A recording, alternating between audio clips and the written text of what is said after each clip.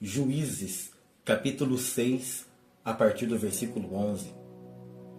Então o anjo do Senhor veio e assentou-se debaixo do carvalho que está em Ofra, que pertencia a Joás, o abezrita.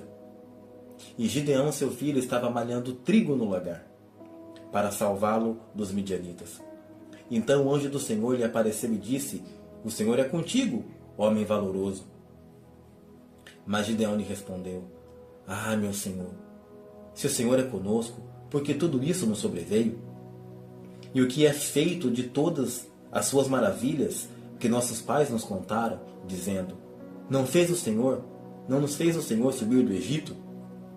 Porém agora o Senhor nos desamparou e nos entregou nas mãos dos midianitas.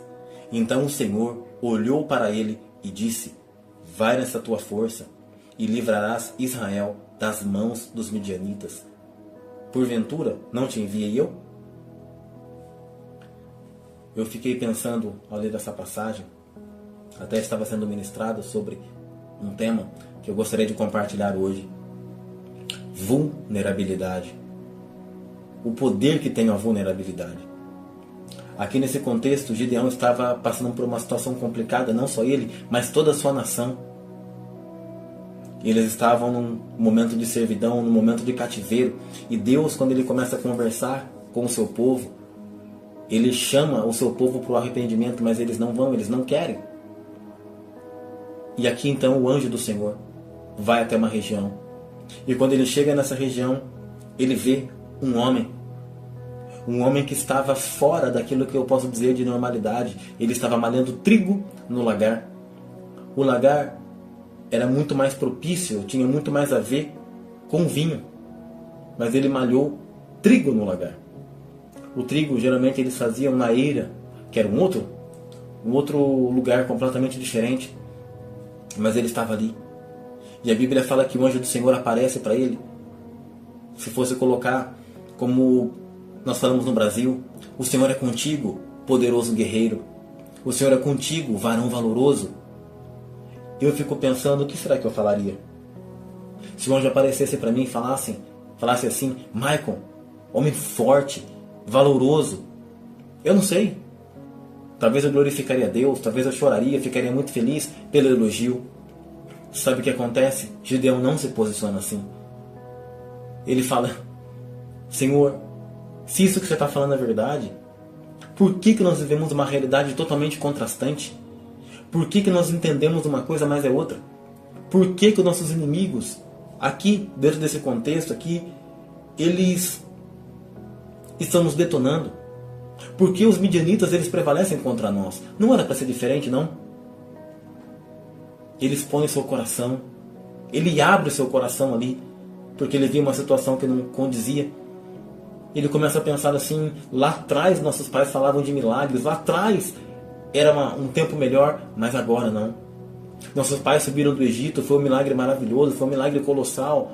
Eu só leio, eu só ouço falar disso através da tradição oral, mas chegou na minha vez, não é isso que acontece. E eu quero dar uma ênfase no versículo 14.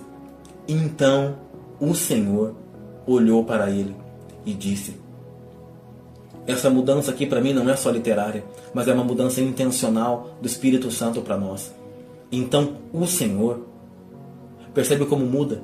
Lá atrás era o anjo do Senhor. E é verdade sim que em muitas partes do Novo Testamento, do Velho Testamento, quando aparece a expressão anjo do Senhor, é uma teofania, mostrando uma pré-aparição de Jesus ali, nesse tempo, no Antigo Testamento. Mas fica muito claro no versículo 14, então o Senhor, agora não fala meramente de um anjo, mas fala de Deus. O Senhor olhou para ele. Eu imagino o medo que eu ficaria. Porque o anjo apareceu e disse algo sobre ele. E ele refutou dizendo: se fosse verdade, tudo isso que você está falando, a situação nossa seria outra. O que aconteceu das maravilhas, nós estamos sendo dominados. Como que eu posso ser bom se eu estou dominado? Era como se ele quisesse dizer: meu time está tomando uma goleada, está perdendo de lavada. E você está falando que eu sou o melhor jogador ainda? Não, não é possível isso. Então o Senhor olha para ele. Sabe, eu fico pensando na minha mente fértil. O que passou pela cabeça de Gideão? Será que ele estava tão revoltado que ele não sentiu nada? E ele apenas vomitou, colocou aquilo para fora? Será que ele sentiu medo porque ele falou, opa, falei uma coisa que não deveria ter falado? Eu não sei. Mas a Bíblia diz que o Senhor olha para ele e dá uma resposta e devolve. Sabe de que forma? Vai nessa tua força e livrarás Israel das mãos dos midianitas. Porventura, não te enviei eu? Deus olha para ele e fala o seguinte: você foi verdadeiro. Aprovei a sua conduta.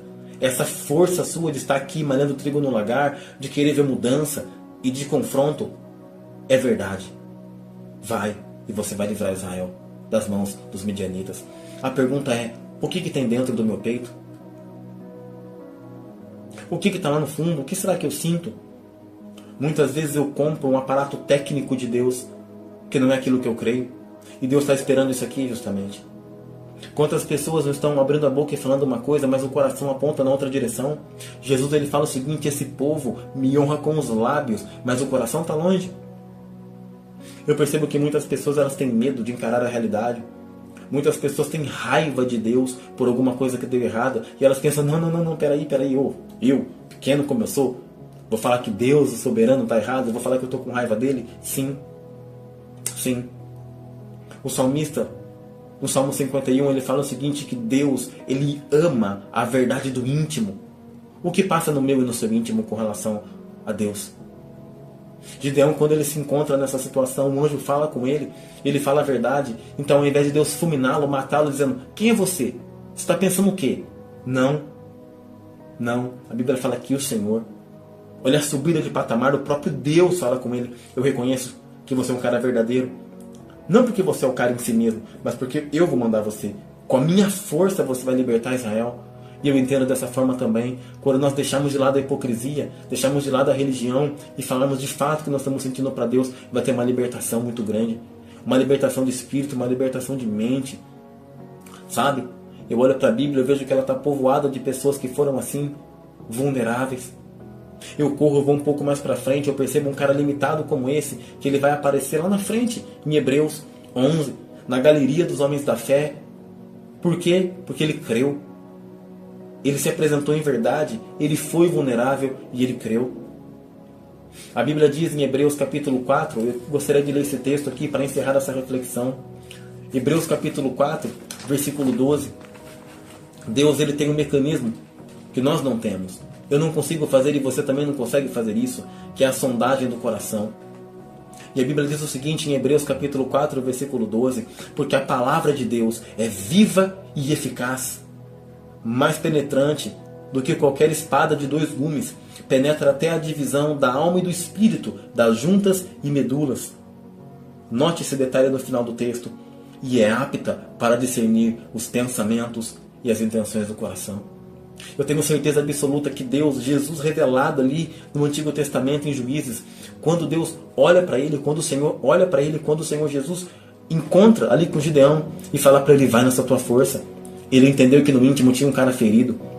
Ele entendeu que no íntimo tinha um cara que não estava contente com a situação, que estava inconformado, dizendo, Deus, o Senhor é muito maior do que isso que as pessoas estão dizendo. E Deus viu aqueles pensamentos dele em turbilhão na mente, mas a intenção era correta. A intenção era realmente servir o Deus vivo de milagres. E a pergunta que eu faço é, e eu? Será que meu louvor é hipócrita? Eu estou entendendo que tudo está dando errado. Eu falo, não, Senhor, está tudo certo, beleza, tranquilo. Ou será que eu tenho coragem de falar, Deus, então, a tua palavra diz aqui que eu tenho autoridade para fazer milagres em teu nome. A tua palavra diz assim sobre a minha casa. A tua palavra diz isso com relação ao meu corpo, com relação à minha saúde, com relação à minha estrutura. E eu não estou vivendo, Senhor. Eu quero ser vulnerável. Hebreus capítulo 11 tem uma citação muito interessante. Permita-me dar mais uma corrida por um texto. E quando eu olho para esse texto, eu acho ele muito interessante. Na galeria dos homens da fé, quando o escritor vai fazer o arremate, ele vai terminar o versículo 34. Ele fala o seguinte, na parte C, Hebreus 11:34, da fraqueza tiraram forças. Da fraqueza tiraram forças. Sabe o que eu entendo? Que Gideão foi um desses, que pela fé ele creu, e mesmo sendo fraco e limitado, sabe o que acontece então? Ele foi forte. E foi isso que o Senhor disse para ele, vai nessa tua força. Qual força? A fraqueza. O apóstolo Paulo diz o seguinte, que nós temos esse tesouro em vaso de barro, Que tesouro? A revelação de quem Deus é, a revelação de Jesus Cristo, para que a excelência do poder seja de Deus e não de nós. Que possamos nos voltar para Cristo de verdade, que possamos nos voltar em espírito e em verdade, que possamos falar aquilo que passa dentro. Sabe, eu entendo que a partir do momento do sacrifício de Jesus, quando Ele vai naquela cruz, Ele sofre por mim e por você. Ele é desamparado por Deus, Ele foi aflito para carregar o meu e o seu pecado, não para que a gente viver mais uma religião, mas para que a gente venha viver o reino. Eu entendo que quando Ele sobe naquela cruz, Ele diz: está pago, está consumado, tetelestai, tem a ver com um véu aberto, para que a gente venha ser honesto diante do Senhor. E não ficar apenas carregando um monte de sentimentos, um monte de mágoas, e chegar na presença do Senhor: ah, Deus, muito obrigado, ah, aleluia, glória a Deus, batendo palma, mas expressando mesmo o que está lá dentro. É isso que Ele espera de nós. Que possamos ser francos, que possamos ser honestos diante dEle. Juízes capítulo 6, a partir do versículo 11. Então o anjo do Senhor veio e assentou-se debaixo do carvalho que está em Ofra, que pertencia a Joás, o abesrita.